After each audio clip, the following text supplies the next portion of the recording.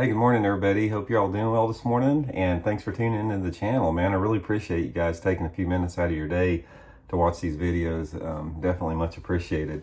And today I'm going to share with you guys what's going to be a secret to a lot of anglers. Some people probably know about it a little bit, particularly some of the veterans, but I think overall most people don't know as far as about not necessarily the lure I'm going to talk about, but when to fish it.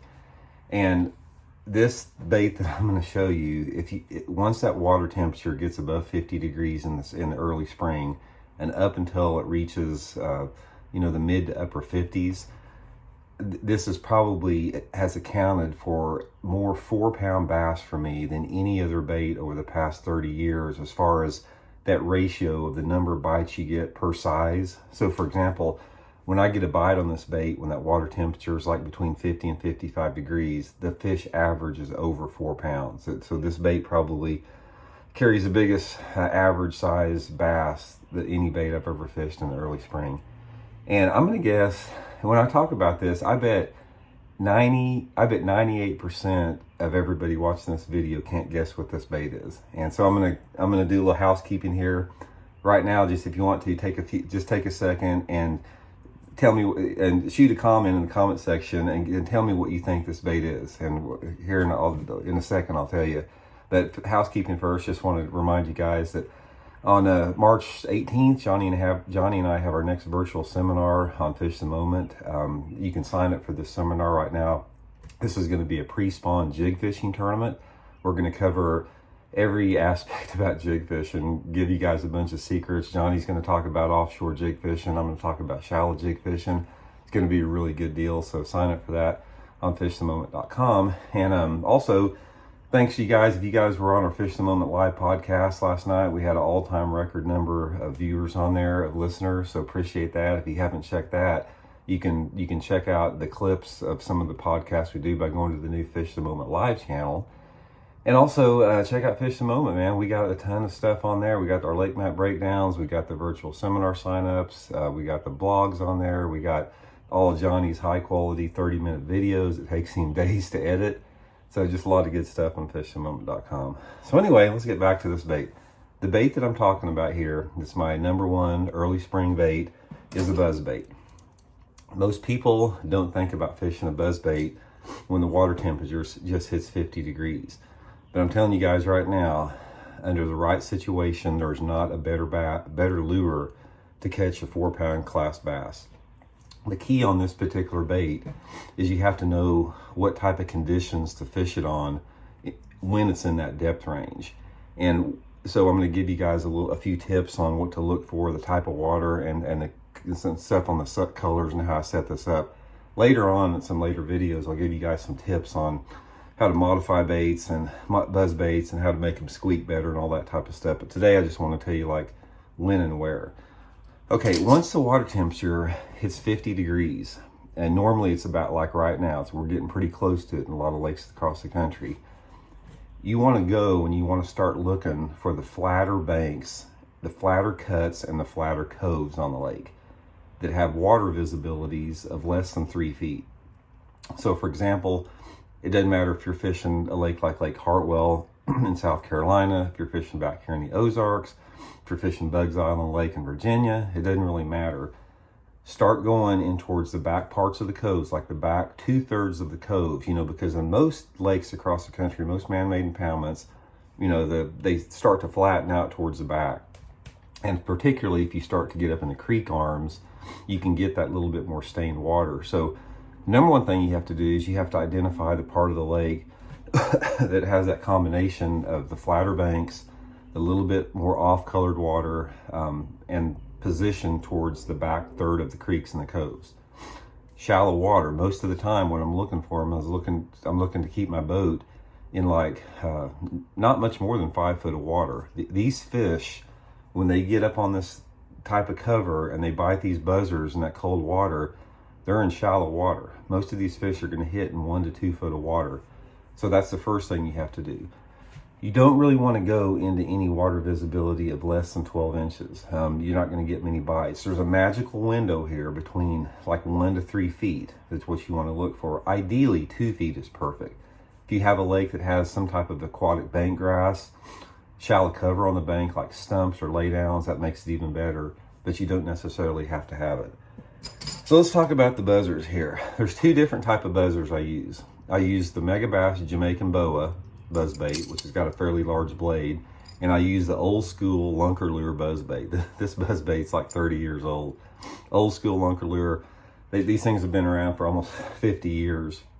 And these are the two I use. Now, when I use it is, the lunker lure is a little bit more subtle vibration sound. It doesn't clank. It's got a smaller blade than Jamaican buzzer. So the time that I use the lunker lure buzz bait is if I'm in the really skinny water. Like these fish are like in, that 1 to 2, no more than 2 foot zone. Say, for example, it's really calm out. It's maybe a little bit brighter. That's another thing you want. Is you want those days for a buzz bait when it's cold. You want those bright days because that's what gets those fish up shallow. Also, before I get in this buzz bait a little bit, you'll find out that this cold water buzz bait technique is going to work better in the afternoon when the surface temperatures warm up more. So most people think top water, you want early morning cloudy conditions. That's not the case with the cold water buzzers. You want afternoon bite, you want bright sun, late afternoon. This is when these fish are going to bite it. So the black lunker lure buzz bait is my #1 choice in that situation. Here's one tip I'm going to give you guys. Take a yellow trick worm and bite it off just above the egg sac and put that trick worm on as your trailer for this buzzer. And I don't know what it is, but this combination of a black skirt, and this is another tip I'm reluctant to share. This chartreuse trick worm with the black skirt on this lunker lure buzzer early in the spring, this thing is a big fish catching bait right here, this combo. Of course, I'll use a trailer hook on it. I'll fish it on heavy line. I'll probably use either 50-pound test braid or 25-pound test fluorocarbon, depending upon the situation. This right here, guys, I can tell you right now, I can't tell you how many 4-pound class fish I've caught on this early in the spring when that water temperature is, 50 to 55 degrees. Now, the time that I use the Jamaican Boa and I go to the white over the black, you can see the blade size, how much bigger this is.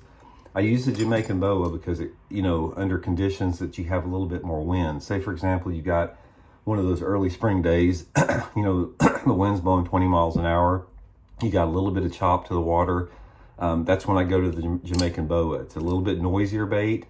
And sometimes, those fish are feeding on those big gizzard shad. So by going to the big, loud, noisy buzz bait with a white skirt on it, if you notice a lot of gizzard shad schooling in the back of those shallow pockets and coves, that's when I go to the white with the bigger buzzer on there.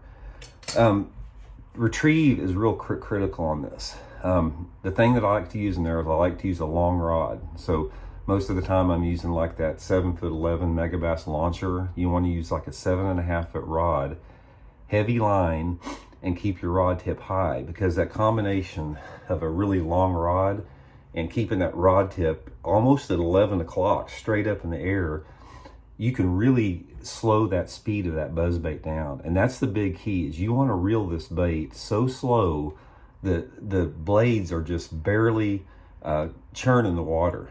As slow as you can reel it and still keep the bait from going underwater. That's the big key, particularly the colder the water. So, man, I just look back at so many tournaments I've had. I can remember some tournaments like down at Ross Barnett in Mississippi when that water temperature was really cold, them getting on these big buzzers like that. In fact, Rick Clunn, I think, won a Bassmaster tournament early in the year, like a February tournament, on a buzzer down there. A lot of pros know about this thing. But anyway, guys, I mean, you may know about it. Some people may know about fishing a buzzer early in the year.